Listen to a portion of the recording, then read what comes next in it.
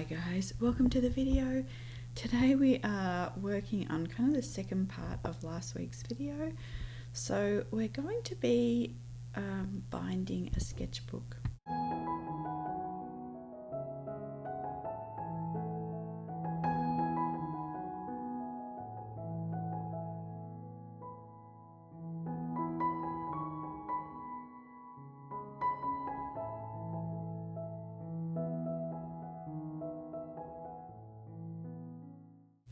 Okay, so on the channel we have bound some sketchbooks before, and I will probably leave like a playlist below or something like that. But so today I just wanted to show you a little bit of the process of binding this. So this journal here, it's a really beautiful one. It's just been kind of patiently waiting to be bound. And you can see here we've made some other ones on the channel. So this is a really large one, and I think we might pull this out for like Junk Journal July or something like that. I'm pretty sure you can see exactly how this one was made on this channel, but there's also an entire bunch of things over on my other channel, Heirloom Luxe, where I go into a lot more detail. Making one of these to use as a sketchbook and to keep and collect all of your little bits and pieces, it's a really nice idea. So this is a really small one. It's quite tiny, that we made on the channel as well, so you'll be able to find videos about this. And yeah, this one is actually very simply made, so this is probably the one that's the most simple, and then we just do a pamphlet stitch inside, and then this binding is actually just a false binding, so it's a really beautiful thing, but it's done afterwards.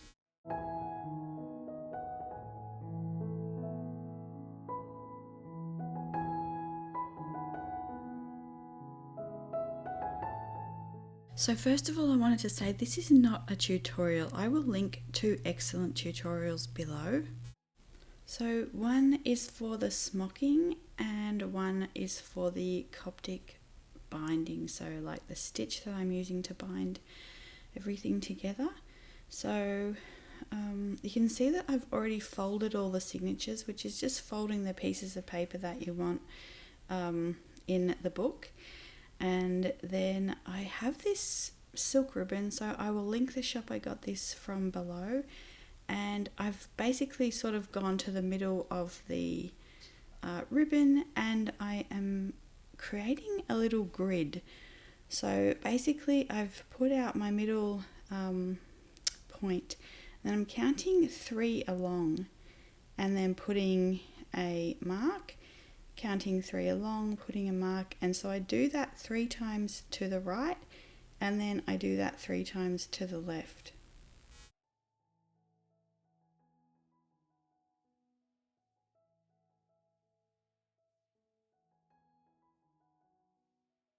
I think actually in the end I had to put one more lot of dots there as well, but then you can see I'm also doing it up and down, and in order to smock correctly, you're making this little grid of dots. And so then I've got this just cotton thread, and again, like, I will link a tutorial that goes into this like in a lot more detail, so you can follow along with that, but I'm just kind of showing you what I did to kind of get the result that I got for this journal or sketchbook. So you can see I have that little pouch there that I keep like threads and needles and things like that in. So yeah, I just show you, I think I just got this thread at Michael's actually, and it's just a cotton one. And then I always like using needles that have a little bit of a wider eye, and then I've just knotted the end. And one of the things that I didn't do for this project, so you can see that when you're smocking, you kind of go from the 2 top dots to then diagonal. You go down and then you go up and then you go down, and you kind of smock along that kind of a line.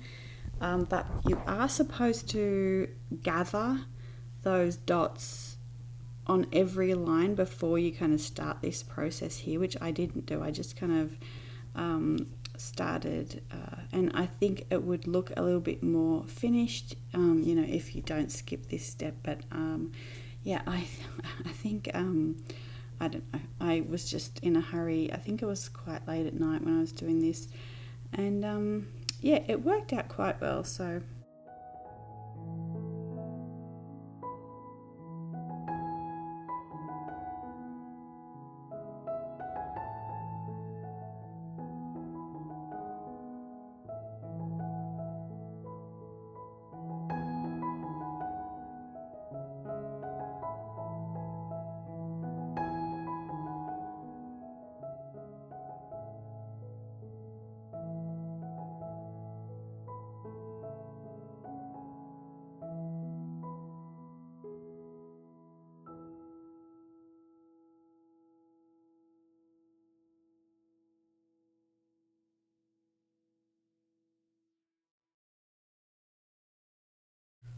Okay, so at this point I did set up a time lapse, but it was just a little bit cumbersome to do that all on camera.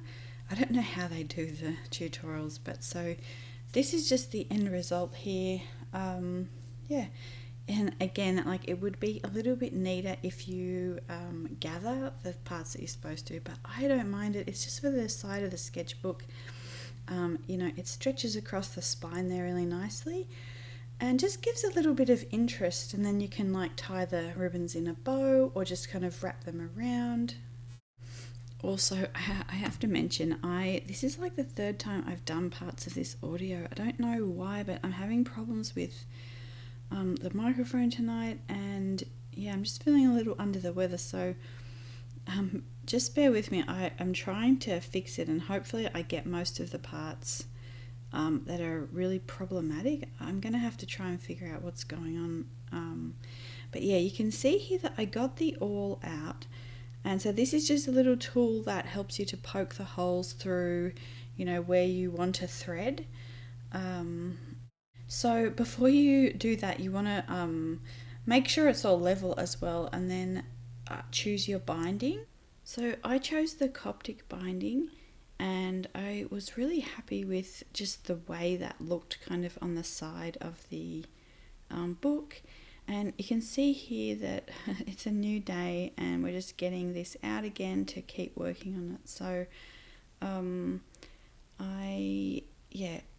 so when you normally do the Coptic Binding, and you'll see this in like the tutorial that I link, there's usually a cover, and the cover ends up having a stitch, which I'll kind of show you, and it's visible from the front.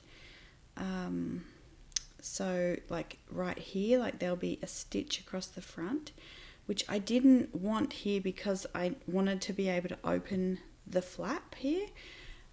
So what I've done is I put a little bit of silk in or just fabric, some sort of fabric in the paper to create those stitches just on the back half of this flap, and this will actually make a little bit more sense as we start doing this, and you can kind of see what's happening. But so I'm just grabbing out a needle here. I'm actually grabbing out one with a larger eye here, because the thread that we're going to use, it's a metallic thread. So again, it's one that I really enjoy using to bind journals, because it just creates such a pretty little shimmer on the side, and it's kind of an antique silver. So this one's also just from Michael's, and I've already got some pre-wound onto this paper spool here. So I just grab off a length. I didn't measure anything. I just grabbed off as much as I thought that I could manage without getting knots, and just hope that was enough. And it was just barely scraped in to be enough. But so what I did is I started in, as the tutorials said, to start kind of from the first signature, going from the inside to the outside here. So the signature is just this stack of papers here. So I have 3 in the stack, because this is the 2 in the middle are Saunders Waterford. They're a really thick watercolor paper, and then the outer one is softer, and I've made them a little bit different sizes as well. So anyway, you can see that I've gone now into the same hole on the like the cover. So we're starting from the bottom and then we're working our way up. So I just keep closing it as well, and like checking that everything is going correctly. And I haven't measured here or anything, so I just kind of eyeball about an inch in, and then I make that stitch. And because we have the fabric there, it means that it will hold the stitch in place, and it's not going to rip the paper at any point. Like, it's going to be really sturdy. So that's why I've done that. Otherwise the paper would just completely, rip, and it would just ruin it. And if I find that I have like an extra, like I'm somewhere where I can't get back to where she said, I just usually will loop the thread around itself again, and either go back into the stitch that I came out of or something like that to get back to where I'm supposed to be. So because this is the second time I've tried this Coptic stitch, I did bind a journal for my sister that was really similar to this, because I just love this paper. And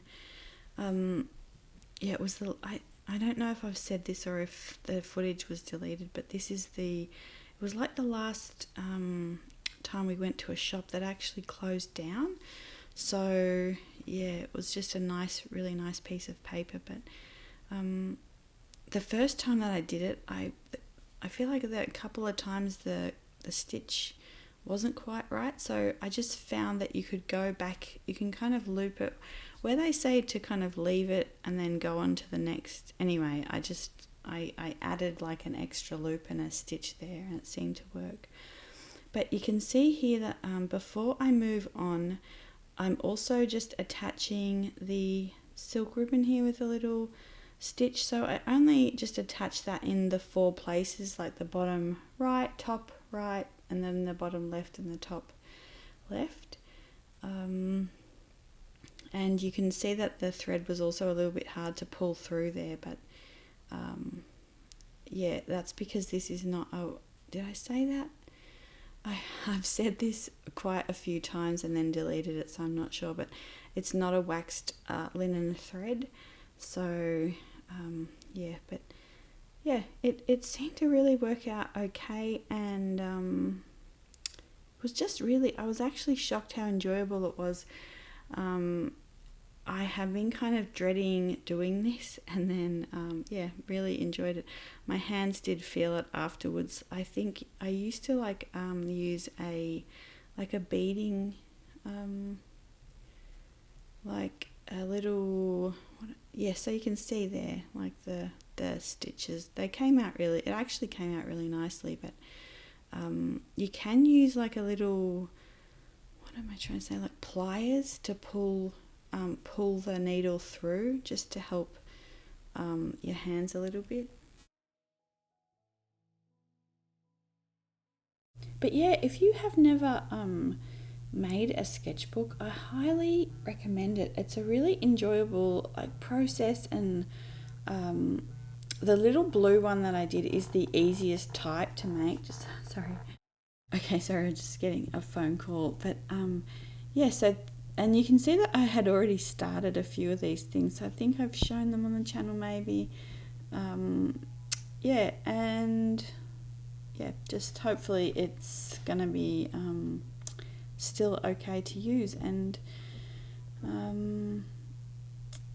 yeah, what was I saying? So the little blue one is actually a lot easier. If this was your first try at binding a sketchbook, if you look at the little blue tutorial that I've done, that is a very, very simple pamphlet stitch. This is a little bit more involved, so I would say you want to sort of practice something else before this one. But yeah, it's just a really nice stitch, and you can kind of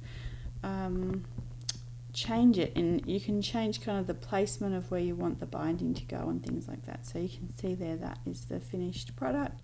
And then the other thing that I finished is this lace beret. So I've been working on this. I've actually wanted to knit this for a couple of years, and then I've been working on it probably since before Christmas, maybe, I can't remember, but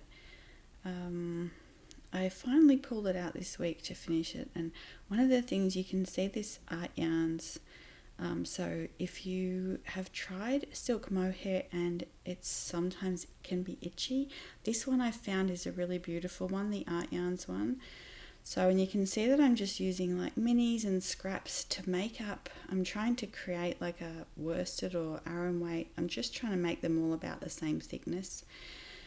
And so I'm holding this one actually 4 threads. So yeah, and then so I'm using a pattern that's from YouTube. It's in my knitting playlist, and then one of the things it says is to knit 4 together. So I just found that really difficult, so I was using a crochet hook, just a tiny crochet hook as well for that.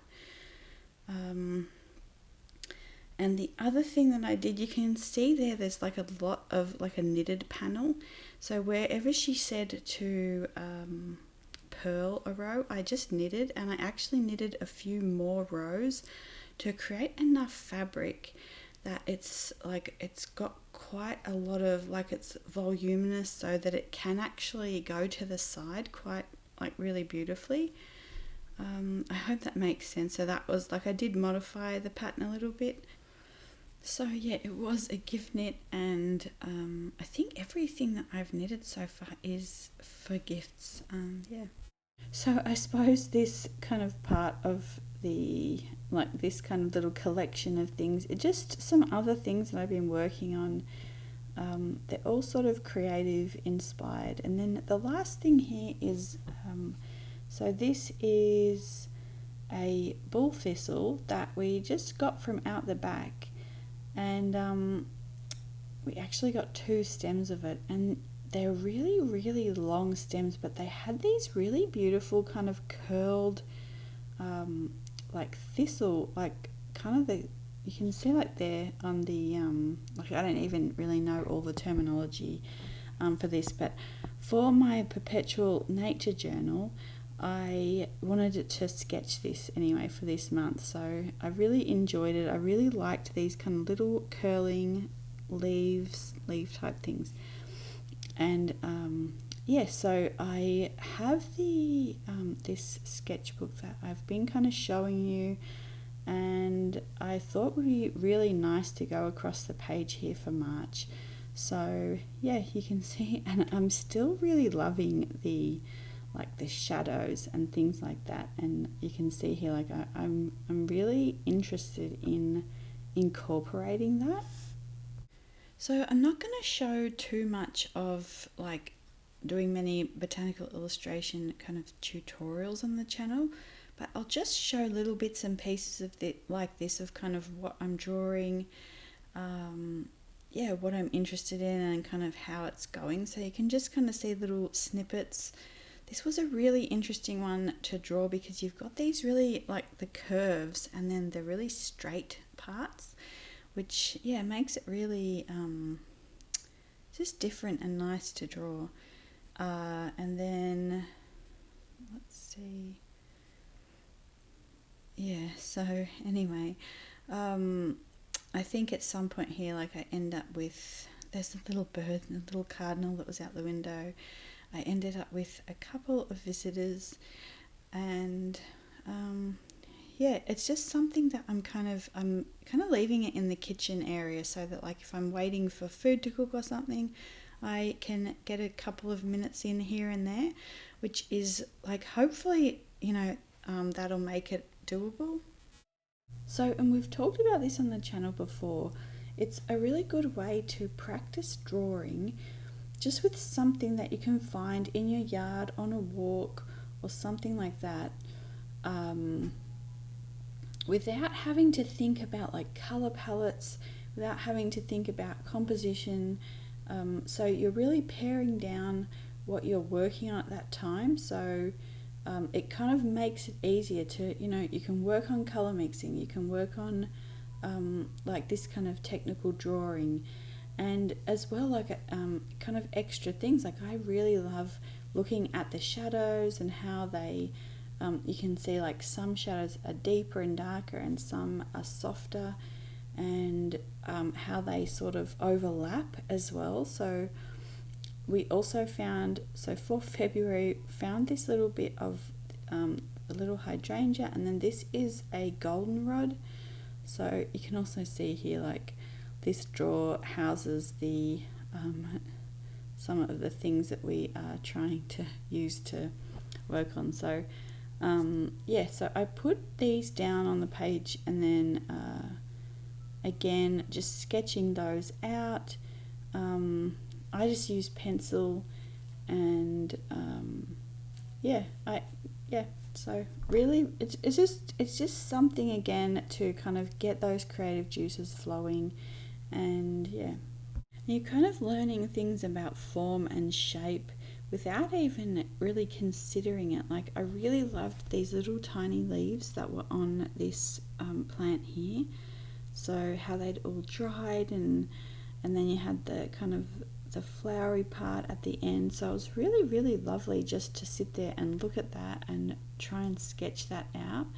And then similarly, I always love the dried hydrangea as well. So yeah, wrinkle leaf, goldenrod, and you can see all the little tiny leaves there. So it was really nice. And with this one here as well, so I wanted to use this. This is a bronze Holbein. So I really love the color of this. It's kind of like just the actual pencil, like it's kind of like a champagne gold, which I really like. And yeah, I just kind of decided to use that for the shadows this time. So I was also using the Pigma Micron. It's the waterproof one, so it waterproof and fade proof. So it's actually a blue one, not that usual beige one that they have. So I will link that below as well.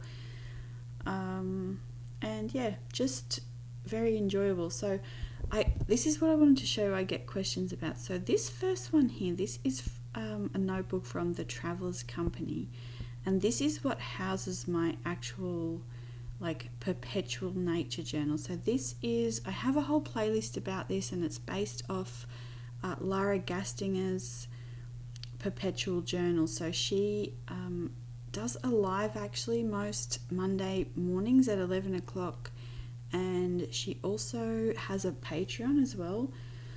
So I'll explain a little bit how she does it, but and you can see I've just put a few of my printables in there for taking notes or anything like that. But so she has a beautiful leather-bound book that is by Wonder Cabin on Etsy, and she has a double page spread for every week of the year. So she has 52 double page spreads in the book. So I didn't want to, I knew that I couldn't do, one like drawing every week. So I thought if I just did 12, like for the months of the year, then I could just do one drawing per month, and hopefully I'd be able to keep up with that. So, but you can see here that I've kind of left 3 pages there for September, like 3 for October. So I gave myself like a double page and a half. And you can see there that even, I think I did these, so 2021, and I was still interested in that kind of shadows behind them. But yeah, so you can see here, like, I think I started this in 2020, and I still haven't been able to keep up with just the one a month, which is fine. I mean, that's what I really enjoy about the perpetual nature of this journal, that you can just pick it up in 5 years if I want to, and it's just no pressure. So I really love that. And then I'm just showing you this little moleskin. So that is this large handbook. That is what I wanted this for, to kind of do those kind of more intricate frames. But when I had a couple of leaves and things that I wanted to do, and I knew they would actually go better in this this scale of a book than the small one that I did. So you can see like these ones here, they're really large leaves, and I thought they would go quite nicely in this book. So I just sectioned off 12 of the, you know, pages, just for one for each month. And so I've got like a little kind of nature journal inside this one and the other one as well. So yeah, I can kind of pick and choose where I want to put things. So I think that's quite nice. But this is actually a really nice journal as well. If you wanted to, there's plenty of pages for one for each. So you could put like January 1st to 7th, and then January, you know, 8th to 14th, January 15th to 24th. And you could actually use this journal for one every year, one every week, and then keep using it throughout the years and go back to that week. So every year when you're on January, the first week in January, you go back to that page and you add something. So yeah, but it I did want to say it doesn't really take watercolor. It takes watercolor fine, but if you're going back to back, you probably just want to use it more how I'm using it, like with just pen and pencil. Yeah, so anyway, so I hope this video finds you well. The other thing I was thinking was it would be really nice to do like a little perpetual journal of just like animals or like birds that you see in nature as well. Like I really love, we often have doves around or squirrels or something like that. So yeah, anyway, I hope you guys have a really lovely week. It's possible that I'll be back before next Tuesday with another video and kind of explaining a few things about the channel, so we'll see. But I will leave you here and have a really lovely week. Bye.